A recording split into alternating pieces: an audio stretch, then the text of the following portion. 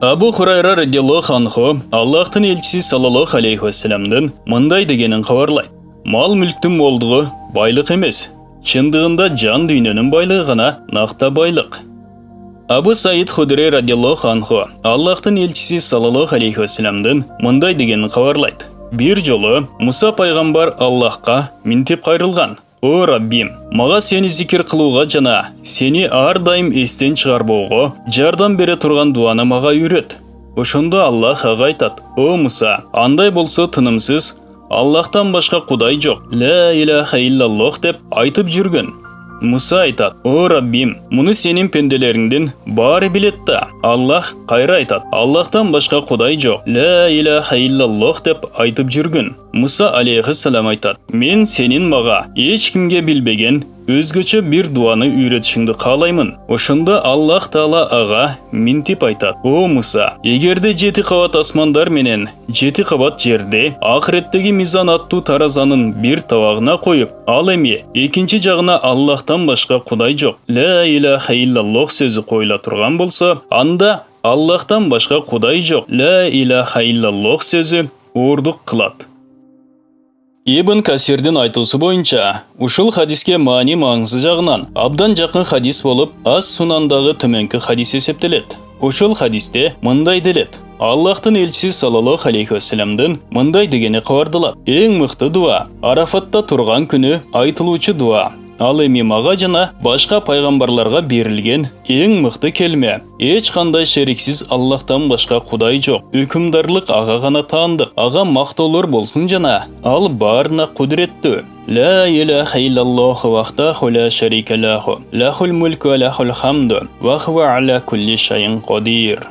Ибн Аббас радиаллаху анхунун айтуысы бойынша, Исраил урпактары Мусадан минтеп сурашкан: Сенин Раббиң Аллах уктайбы? Ошондо Муса алейхиссалам аларга минтип надан суроону берерде мурда Аллахтан корккула деп айтат. Ошондо Аллах Таала Мусага кайрылып: О Муса, сенден сенин Раббиң уктайбы деп сурап жатышабы? Анда сен 2 чөйчөккө суу толтуруп, анан аны 2 колуңа кармаган абалда уктабастан таңды атыр дейт. Ошентип Муса Раббиси айткандай кылып, бирок түндүн 3/1 бөлүгү өткөн кезде уйку сырап үргүлөй баштайт да, чөйчөгү өз тизесине түшүп кеткенде гана ойгонуп, анан кайра ошентип суу куюлган чөйчөктөрдү кармап, кайра түздөнүп олтурат. Бирок таңга жуук дагы уктап кетет да, колундагы шишеден жасалган чөйчөктөрү жерге түшүп кетип, талкаланып калат. Ошондо Аллах Таала Мусага минтип айтат: О Муса, егерде мен да сага окшоп уктап кетсем, же үргүлөп кетсем, асмандар менен жерлер сенин колуңдагы чөйчөктөр сыяктуу түшүп кетип, талкаланып калмак. Аллахтын 1 секундта уктабоосу, ал тургай үргүлөбөшү тууралуу кабарды Ибн Аббас радиаллаху анхунун пикири боюнча, жараткан эге биз Аллах Мухаммад саллаллаху алейхи вассалам пайгамбарыбызга өзүнүн Аятал Курсисинде кабарлаган. Аятал Курсинин мааниси мындай: Аллах жалгыз Кудай, андан башка Кудай жок. Ал ар дайым тирүү жана түбөлүк. Аны уйкусуроо да, уйку да баспайт. Асмандардагы жана жердеги бардык нерселер ага гана таандык. Баары анын гана мүлктөрү. Ал өзү уруксат бермейинче эч ким анын алдында шапаат ортомчулук кыла албайт. Ал алардан асмандар менен жер жана алардын ортосундагы бардык жандуу жансыз маклуктардан мурда болгон нерселерди да, алардан кийин болуучу нерселерди да билет. Алар эч качан Аллах каалабаса, анын илиминин кымындай чаңына да ээ боло алышпайт. Анын тактысы асмандар менен жерди өз кучагына алып турат жана асмандар менен жерди сактап туруу Аллах үчүн кымындай кыйын эмес. Чындыгында Аллах чексиз бийик, ченемсиз улуу. Бул баян пайгамбарлар тарыхы аталыштагы китептен алынды. Урматтуу мусулман бир туугандар, биздин Ихро медиа каналыбызга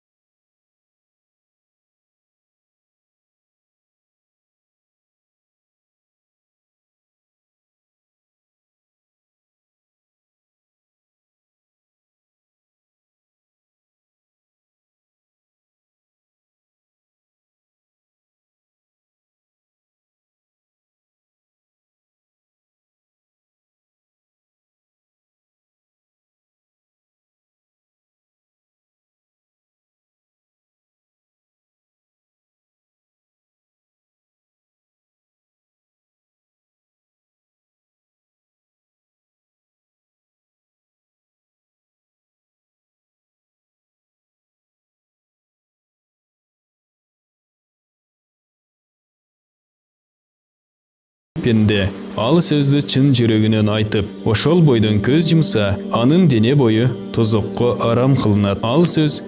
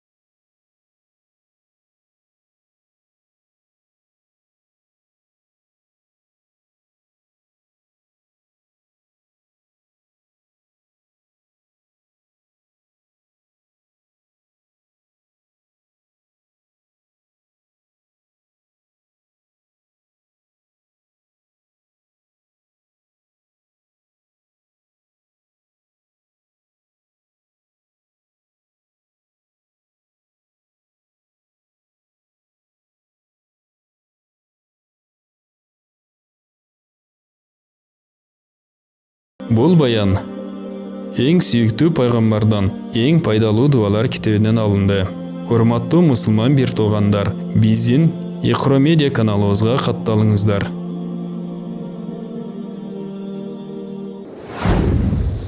Bismillahirrahmanirrahim. Elhamdülillah. Vessalatu vesselamu ala Resulih Muhammed ve ala alihi ve ashabi ecma'in amma ba'd. Assalamu alaikum ve rahmetullahi ve berekatuh.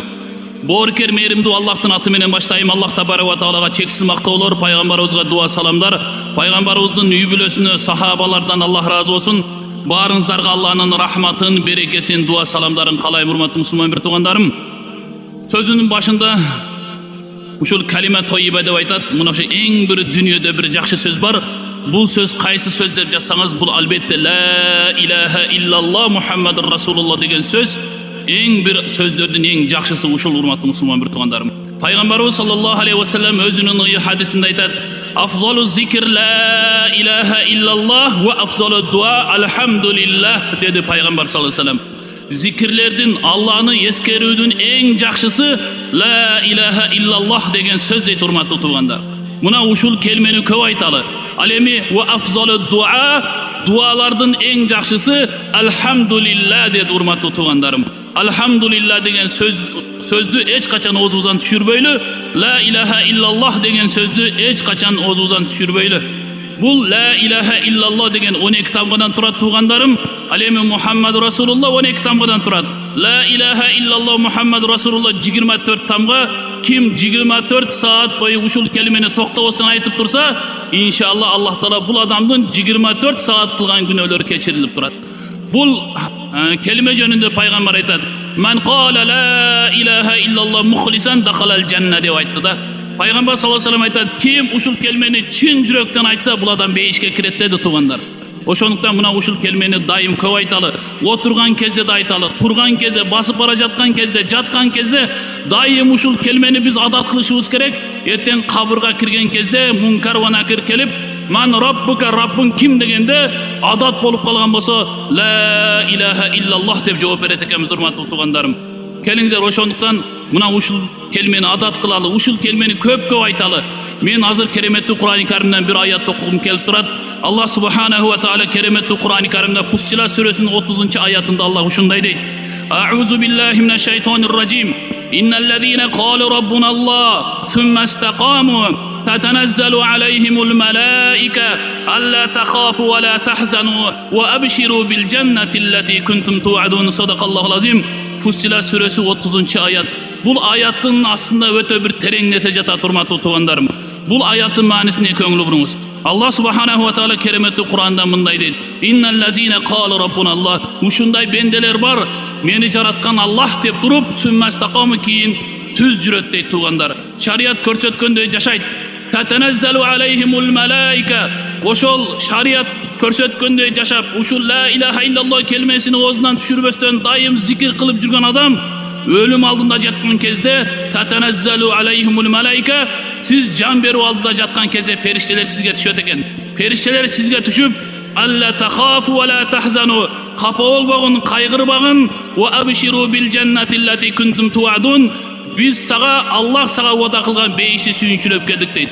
Hurmatlı Müslüman bir tuğandarı mına uşulu ayatqa dağı bir toktala oturgan nerse her birimizin başımızda ölüm var. Allah subhanahu wa ta'ala keremetli Kur'an-ı Kerim'inde kullu nafsin zaiqatul maut her bir nefs her bir adam balasında başında ölüm var. Ölümdün damını tatat deydi.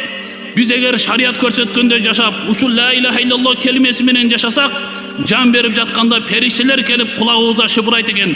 Sen şariat körsetkönde yaşadın. Sen la ilahe illallah menen ömrüңdü ötkördüň. Sen hiç kapı olup kaygırbagın, senin bara turgan jeриň beyiş dep kulağыбызга perişteler şıbırayt eken. Peygamber sallallahu aleyhi ve sellem aytadi: "Man kana ahiru kalamihi la ilahe illallah dakhalal cennah." Peygamber sallallahu aleyhi ve sellem aytdı: "Kimdin akırkı sözü uşul kelme olsa, aladan beyişke kiret" dedi. Can beru aldına jatkan kezde aşhadu en la ilahe illallah ve aşhadu enne Muhammeden Rasulullah. Je bolbosam la ilahe illallah dep bul dünya menen koşlaşsanız akırkı sözünüz uşul kelme olsa sizin bara turgan jeriňiz beyiş. Oşontdan hurmatly musulman bir tuğanlarım uşul kelmeni köp aytalı, uşul kelmeni baldarыбызга үйrötölü, uşul kelmelerdi başka adamlarga jetkireli, uşul kelmeni inşallah uşul kelme menen ömür ötkörsek ömürübüzdün akırda uşul kelmeni aytıp can bersek Kuday buyursa bizdin bara turgan jerimiz beyiş bolot. Allah subhanahu wa ta'ala bardığыбызды mına uşul kelme menen ömür ötkörüştü. Allah subhanahu wa ta'ala barыбызды uşul kelme menen canыбызды alıştı barыбызga nasip kılgan bolsun. Barınızlarga Allah'ın rahmatın, Allah'ın berekesin, Allah'ın tınçlığın kalayım. Assalamu aleykum ve rahmetullahi ve berekatuhu.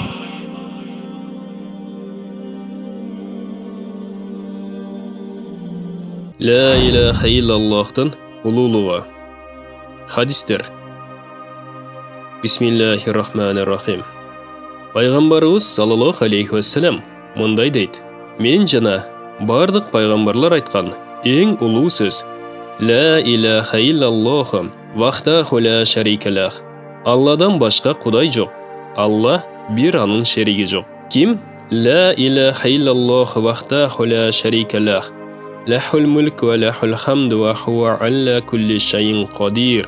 Алладан башка Кудай жок. Алла бир анын шериги жок.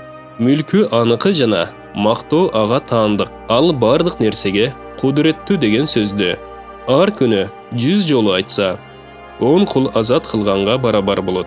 Ошондой эле ага 100 жакшылык жазылып, дептеринен 100 жамандык өчүрүлөт. Ал күнү кечке чейин шайтандын жамандыгынан сактанат.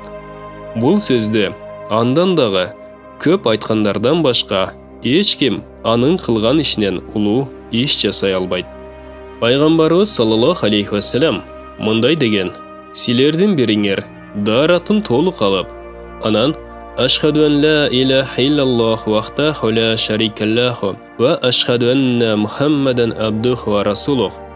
Алладан башка Кудай жок экендигине, анын жалгыз жана шериги жок экендигине жана Мухаммад саллаллаху алейхи вассалам анын кулу жана элчиси экендигине күбөлүк берем" деп күбөлүк келмесин айтса, ага бейиштин 8 эшиги бирдей ачылып, каалаган эшигинен кире алат.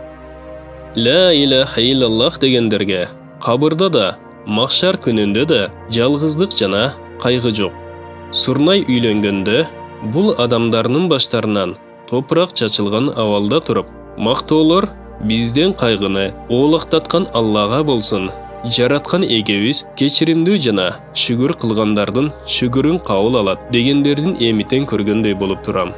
Пайгамбарыбыз саллаллаху алейхи вассалам бир күнү Абу Хурайрага радиаллаху анху мындай деди: "О Абу Хурайра, кыямат күнү кылган жакшылыктарыңдын баары тартылат. Бирок Алладан башка Кудай жоктугуна күбөлүк берүүң, мындан тышкары ал күбөлүгүң таразага коюлбайт. Анткени ыхлас менен келтирилген келме таразанын бир жагына 7 кабат асман жана 7 кабат жер, экинчи жагына коюлса, баары бир ла иляха иллаллах келмеси оор турат.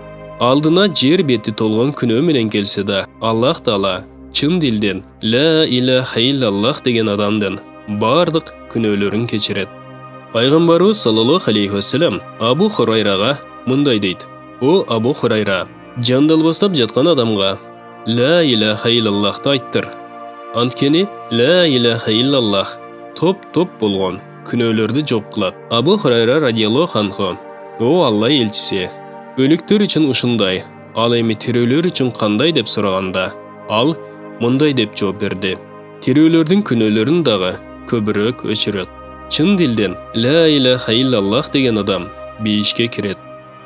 Жакшылыктын сыйлыгы жакшылык менен гана болот деген аяттын тафсиринде бул дүйнөдө жакшылык ла иляха иллаллах келмесе, акыретте бериле турган жакшылык бейиш деп айтылат. Бара бин Азиб пайгамбарыбыздын саллаллаху алейхи вассалам мындай деген хадисин риваят кылат: "Ким 10 жолу ла иляха иллаллах вахтаху ла шарика лах, лахул мульку ва лахул хамду ва хуа алла кулли шайин кадир. Алладан башка кудай жок, Алла жалгыз жана анын шериги жок, мүлк жана мактоо Аллага таандык, ал бардык нерсеге кудуреттүү" деп айтса, бир кул азат кылганга тең сооп табат. Амр бин Шуайб атасынан, ал өзүнүн атасынан пайгамбарыбыздын саллаллаху алейхи вассалам төмөнкү хадисин риваят кылат: "Ким күнүгө ла иляха иллаллах вахтаху ла шарика лах, лахул мульку ва лахул хамду ва хуа алла кулли шайин кадир. Алладан башка кудай жок, Алла жалгыз жана анын шериги жок, мүлк жана мактоо Аллага таандык, ал бардык нерсеге кудуреттүү" деп айтса, андан мурда өткөн эч бир адам анын алдына өтө албагандай эле, андан кийин келген эч бир адам да ага жетише албайт. Анын бул ишинен дагы улуу бир иш жасаган адам гана мындан сырткары. Ким базарда ла иляха иллаллах вахтаху ла шарика лах, лахул мульку ва лахул хамду юхи ва юмит ва хуа аля кулли шайин кадир. Алладан башка кудай жок, Алла жалгыз жана анын шериги жок, мүлк жана мактоо Аллага таандык, тирилтүүчү да, жан алуучу да ал өзү, ал бардык нерсеге кудуреттүү" деп айтса, Алла Таала ага 1 миллион жакшылык жазып, 1 миллион жамандыгын анын дептеринен өчүрөт жана ага бейиште бир сарай тургузат. Убада бин Самит пайгамбарыбыздын саллаллаху алейхи вассалам мындай деген хадисин риваят кылат: "Түнү ойгонуп, Алладан башка кудай жок, Алла бир, анын шериги жок, мүлк жана мактоолор ага таандык, ал бардык нерсеге кудуреттүү жана бардык кемчиликтерден таза, мактоо ага гана таандык, андан башка кудай жок, ал бардык нерседен улуу, күнөөдөн кайтуу жана ибадатка бурулуу Алланын күч кудурети менен гана болот" деген келмени айткандан кийин, "О жараткан Алла, мени кечире көр" десе, күнөөлөрү кечирилет, дуа кылса, дуалары кабыл болот, даарат алып намаз окуса, намазы да кабыл болот. Калима тайыба, ыйман, ишенем. Ыйман деген сөздүн мааниси сөздүктө бирөөнүн сөзүн толук ишеним менен кабыл алуу дегенди билдирет. Ал эми шарият термининде Алланын элчисинин кабарларын калыс Аллага гана таянып, толук ишеним менен кабыл алууну айтат. Куран аяттары: "Биз сенден мурда жиберген ар бир пайгамбарга менден башка кудай жок, мага гана сыйынгыла" деп айтпай туруп бирин дагы жөнөткөн эмеспиз. Анбия 25-аят. Албетте, Алланын ысымы эскерилгенде, жүрөктөрү корккондор, аларга анын аяттары окулганда ыйманы күчөгөндөр жана өздөрүнүн эгесине гана тобокел кылгандар чыныгы момундар. Анфал сүрөсү 2-аят. Ал эми Аллахка ыйман келтиргендерди, аны тутунгандарды ал жакында өз мээримине жана жакшылыгына киргизет жана өзүнө карай түз жолго багыттайт. Ниса сүрөсү 175-аят. Биз элчилерибизге жана ыймандууларга бул дүйнөдө жана күбөлөр, амалдарды жазуучу периштелер туруучу күнү жардам кылабыз. Гафир сүрөсү 51-аят. Ким ыймандуу болуп, ошол ыйманын зулумдук, ширк кылуу менен аралаштырбаса, дал ошолор үчүн тынчтык болот. Алар туура жол табуучулар. Анам сүрөсү 82-аят. Ыймандуулардын Аллахка болгон сүйүүсү күчтүүрөөк. Бакара сүрөсү 165-аят. Менин намазымда, ар бир амалым жана жашоомда, өлүмүм дагы аламдардын Раббиси болгон Аллах үчүн деп айт. Анам сүрөсү 162-аят. Пайгамбар саллаллаху алейхи ва салламдын хадистери. Абу Хурайра радиаллаху анху риваят кылат. Пайгамбар саллаллаху алейхи ва саллям ыймандын 70ден ашык бутагы бар. Алардын эң улуусу ла илаха иллаллах сөзү, эң кичинеси жолдогу тоскоолдук кылып жаткан нерсени алып коюу. Уяңдык ыймандын эң керектүү бир шагы деди Муслим. Түшүндүрмөсү. Уяңдуулуктун акыйкаты инсанды катачылык кетирүүдөн сактайт жана укуктуу кишинин укугуна кыянат кылууга жол бербейт. Абу Бакр радиаллаху анху риваят кылат.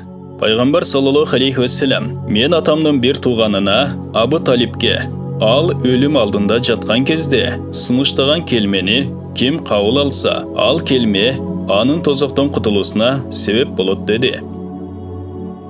Абу Хурайра радиаллаху анхудан риваят. Пайгамбар саллаллаху алейхи ва саллям силер ыйманыңарды жаңылап тургула деди. Бирөөлөр о Аллахтын элчиси, ыйманыбызды кандай жол менен жаңылап турабыз деп сурашты. Пайгамбарыбыз саллаллаху алейхи ва саллям ла илаха иллаллах келмесин көп айткыла деп жооп берди. Жабир радиаллаху анху айтат. Мен пайгамбар саллаллаху алейхи ва саллямдын зикирлердин эң абзели ла илаха иллаллах келмеси, дуалардын эң абзели альхамдулиллах деп айтканын укканмын. Термизи. Пайдасы ла илаха иллаллах келменин улуулугунун себеби ал бүткүл диндин жалпылыгын өзүнө камтып турат. Ал болбосо ыйман дурус болбойт. Ансыз эч ким өзүн мусулман деп атай албайт. Альхамдулиллах дуасынын улуулугунун себеби берешендүү жаратуучуну мактоо, анын өзүнөн гана сурануу, өзүнөн гана тиленүү дегенди билдирет. Аллах Тааладан гана сурануу деген сөз Аллах Таалага дуа кылуу деген сөздүн бир аталышы. Абу Хурайра радиаллаху анхудан риваят. Пайгамбар саллаллаху алейхи ва саллям ла илаха иллаллах келмесин чын жүрөктөн айта турган болсо, ага сөзсүз асман эшиктери ачылат, келме аршка жетет. Башкача айтканда, анын дуасы дароо кабыл болот. Эгерде келме айткан адам күнөөлөрдөн сактанган болсо деди. Термизи. Түшүндүрмөсү. Чын жүрөктөн дегендин мааниси эл уксун, мактасын же эки жүздүүлүк таризде тил менен гана жана башка максатта айтылбашы керек. Чоң күнөөлөрдөн сактанган болсо деп шарт койгондугу дуанын дароо тез кабыл болуусуна себеп болот дегени. Ал эми чоң күнөөлөрдү жасаган адам айта турган болсо, ал деле күнөөсүнө карабай көптөгөн пайда соопко ээ болот. Мишкат. Бул баян тандалган хадистер китебинен алынды. Урматтуу мусулман бир туугандар, биздин Ихро медиа каналыбызга катталыңыздар. Калима тайиба. Яла бин Шаддад радиаллаху анху айтат. Атам мага хадис айтып жатканда, Убада бин Самит радиаллаху анху дагы бар болчу. Ал атамдын сөзүн тастыктап турган. Атам айтат: "Биз пайгамбар саллаллаху алейхи ва саллямдын алдында турганыбызда, ал саллаллаху алейхи ва саллям колуңарды көтөрүп, ла илаха иллаллах деп айткыла деди. Бир аз убакыт колубузду көтөргөн абалда келмени айттык. Анан пайгамбар саллаллаху алейхи ва саллям колун түшүрүп, альхамдулиллах, о Аллах, сен мага бул келмени түшүрдүң. Аны жайылтууга, жеткирүүгө өкүм бердиң. Бул келме үчүн бейишти убада кылдың. Сен берген убадаңды сөзсүз орундатасың деди да, кайра сөз учугун улап, сүйүнбөйсүңөрбү? Аллах силердин күнөөңөрдү кечирди деди. Ахмадтын Муснады, Табарани, Баззар, Мажмау Заваид. Абу Зар радиаллаху анхудан риваят. Пайгамбар саллаллаху алейхи ва саллям кимде ким ла илаха иллаллах келмени айтып өлсө, сөзсүз бейишке кирет деди. Амен ага, ал киши зына, уурулук кылса дагы дедим. Пайгамбар саллаллаху алейхи ва саллям зына, уурулук кылса дагы деди. Мен ага, зына, уурулук кылса дагы дедим. Кайра. Пайгамбар саллаллаху алейхи ва саллям зына, уурулук кылса дагы деди. men bolsa zina uğurluk kılsa dağı dedim. Пайғамбар саллаллаху алейхи вассалам зына уырлық қылса дағы, ал тұрғай Абу Зардың мұрды топырақ болса дағы, теги кіші бейішке сөзсіз кірет деді. Бухари. Түшіндірмесі. Араб тілінде мұрды топырақ болса дағы деген сөз айқашы өзгөчө маниге ие. Анын маниси ал нерсени ишти каалабасаң да, жактырбасаң да жүзөгө ашуусу анык. Ал сөзсүз боло турган иш. Абу Зар радияллаху анху ошондой чоң күнөөлөрдү жасаган киши кантип бейишке кирсин? Аны адилеттик боюнча жазалоо керек эмес беле деген ойлор бийлегенден улам. Таң калып, кайра суроо узаткан. Пайғамбар саллаллаху алейхи вассалам анын таң калганына, канчалык каалабаганына каршы ал кишинин бейишке кирери айкын, сөзсүз боло турган нерсе деди. Эгер ал киши күнөө кылган болсо дагы, ыйманы аркылуу тоба келтирип, күнөөлөрдөн аруланат, же Аллах Таала өзүнүн улуулугу менен ал кишини жазасыз кечирет, же күнөөсүнө жараша жазаланган соң сөзсүз бейишке кирет. Алымдардын пикиринде бул хадистеги ла илаха иллаллах келмесин айтуудагы негизги максат динге, Аллахтын бирдигине толук ыйман келтирүү жана аны тандоо. Хузайфа радияллаху анхудан риваят. Пайгамбар саллаллаху алейхи вассалам кийимдин оймаларынын кооздугу кетип, өңү өчүп, эскилик жеткен сыяктуу эле исламга дагы ушундай бир учур келет. Элдер орозо тутуу эмне экенин, садака берүү эмне экенин, ажылык кылуу эмне экенин билбей дагы калышат. Анан бир түн келет, алардын жүрөктөрүнөн Куран көтөрүлүп, жер бетинде бир дагы аят калбай калат. Болгону кээ бир улгайган абышка кемпирлердин биз улуу муундун ла илаха иллаллах деп айткандарын угуп калганбыз. Ошондуктан ал келмени айтып жүрөбүз дегендери калат. Хузайфа радияллаху анхуга эгер алар орозо, садака жана ажылыкты билишпесе, жалгыз келменин кандай пайдасы тиймек деген суроону шакирти Сила узатат. Хузайфа радияллаху анху жооп бербейт. Шакирти Сила суроосун 3 жолу кайталайт. Хузайфа радияллаху анху жооп кайтарбайт. Андан жүзүн ары бери буруп отуруп, акыры ага кайрылып, ал келме аларды тозоктон сактайт деп жооп берет. Хакимдин Мустадрагы. Абу Хурайра радияллаху анхудан риваят. Пайгамбар саллаллаху алейхи вассалам кимде ким ла илаха иллаллах келмесин айткан болсо, күндөрдүн бир күнүндө ага ал сөзсүз пайда берет. Күнөөгө жараша жаза тарткандан кийин болсо дагы пайдасы тиет. Тозокто жазада түбөлүктүү калтырбайт, сөзсүз куткарат деди. Абдуллах ибн Умар радияллаху анхудан риваят. Пайгамбар саллаллаху алейхи вассалам мен силерге Нух алейхиссаламдын уулуна айткан осуятын айтып берейинби деди. Сахабалар бир ооздон оба айтып бериңиз дешти. Пайгамбар саллаллаху алейхи вассалам сөзүн мындай баштады. Нух алейхиссалам уулуна төмөнкү осуятты айткан. О уулум, мен сага эки нерсени жасоого осуят кылам да, эки нерсени жасоого тыюу салам. Биринчиси ла илаха иллаллах келмесин осуят кылам. Анткени ал таразанын бир тарабына коюлуп, экинчи тарабына бардык асмандар менен жерлер коюлган кезде да басымдуулук кылат. Башкача айтканда, алардан салмактуу болот.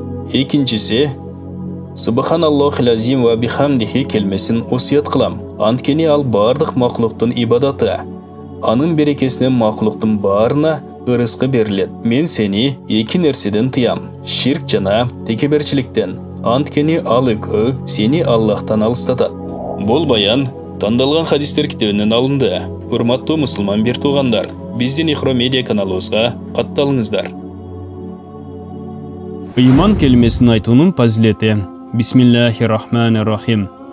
Абу Бакр Сиддик радияллаху анху айтат: Араб өлкөсүндө бир Дахиятул Калби деген падыша бар эле. Бирок капыр эле. Пайгамбар саллаллаху алейхи вассалам анын исламга кирүүсүн үмүт кылат эле. Себеби анын үй бүлөсүндө 700 жан балдары бар эле. Пайгамбарыбыз Расулуллах саллаллаху алейхи вассалам дайыма дуа кылат эле: О Аллахым, Дахиятул Калбинин жүрөгүнө ислам нурун киргизгиниң деп. Дахиятул Калби исламга кирүүнү каалаганда, багымдат намазынан кийин Аллах Таала вахий кылды: О Мухаммад, Дахиятул Калбинин жүрөгүнө ыйман нурун киргиздим, ал азыр сага келет деп. Дахиятул Калби келип мечитке киргенде Расулуллах саллаллаху алейхи вассалам чепкенин чечип жерге төшөп, Дахиятул Калбини чакырып, чепкендин үстүнө олтуруң деп сунуш кылат.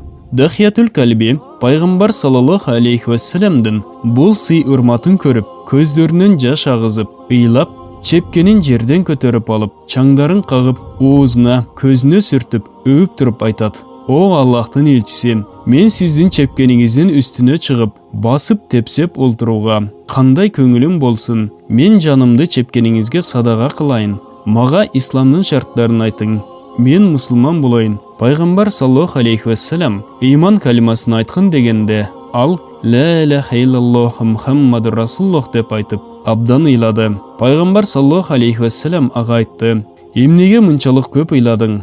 Исламға кіргенің үшін ыйлайсың бі, же башқа иш үшін бі?» Дахиятул Калби айтты: «Мен өте көп күнә жасағанмын. Раббиңден сұрачы, менің күнәлерім қанша жойылат екен? Егер өзіні өлтірсін десе, өзімді өлтірейін. Егер мал мүлкін бардың қайыр қылсын десе, қайыр қылайын».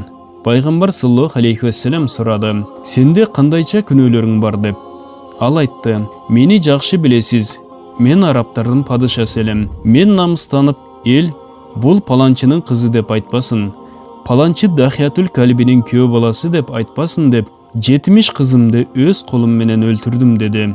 Пайғамбар саллаллаху алейхи вассалам аны ұғып, таң қалып, емне деп жауап берерін білбей тұрғанда, Жабраил алейхиссалам түшіп айтты: «О Аллахтың елшісі, Аллах Таала айтты: Дахиятул Калбиға айтқын, сен «Ла илаха иллаллаху Мухаммаду Расулуллах» дегеніңде ле, сенің 60 жылдан бері қапырлықта жүргеніңді, 60 жылдан бері маға дұшмандық қылып жүргеніңді кешірдім. Аларға қошып қыздарыңды өлтіргендігіңдің да күнәсін кешірдім» деді. Аны ұққан сахабалар бардығы Пайғамбар саллаллаху алейхи вассалам баш болып сүйінгендерінен ыйлашты. Пайғамбар саллаллаху алейхи вассалам айтты: «О Аллахым, Дахиятул Калбинің бір жолы иман калимасын айтусы менен 60 жылдық күнәлерін кешірдің. Менің үмметтерім өмір бойы шахадат калимасын айтып жүрушет. Албетте алардың күнәлерін кешіргенің» деп дуа қылды. Абу Дарда радиаллаху анху айтады: Пайғамбар саллаллаху алейхи вассалам айтқан: «Ким «Ла илаха иллаллаху Мухаммаду Расулуллах» деп чын жүректен ықлас менен айтса, анын оозунан bir периште чыгат, жашыл куш сыяктуу. Анда 2 канаты бар. Bir канаты чыгышта, bir канаты батышка жетип турат. Ал куш өзү аппапак болуп, бермет жакуттар менен кооздолгон. Ал учуп көтөрүлүп, аршка чейин жетет. Анда бал арынын үнүндөй үн болот. Ага арышты көтөрүп турган периштелер айтышат: «Үнүңдү өчүрчү, биздин тынчыбызды алдың го» дешет. Ал айтат: «Жок, мен үнүмдү өчүрбөймүн». Аллах Таала ушул калиманы айткан адамдын күнөөлөрүн кечирмейинче, Аллах Таала айтат: «Мейли, мен ошол калиманы айткан адамдын күнөөлөрүн кечирдим» дейт. Анан ошол периштеге 70 тил берет. Ошол 70 тил менен ошол калиманы айткан адамга истихфар айтат. Кыямат күнгө чейин. Кыямат күнү ошол адамдын колунан кармап, күбө болуп жетелеп, бейишке киргизип коет. Бул баян шарият жана тарикаттан терилген берметтер китебинен алынды. Урматтуу мусулман бир туугандар, биздин Iqro Media каналыбызга катталганды унутпаңыздар.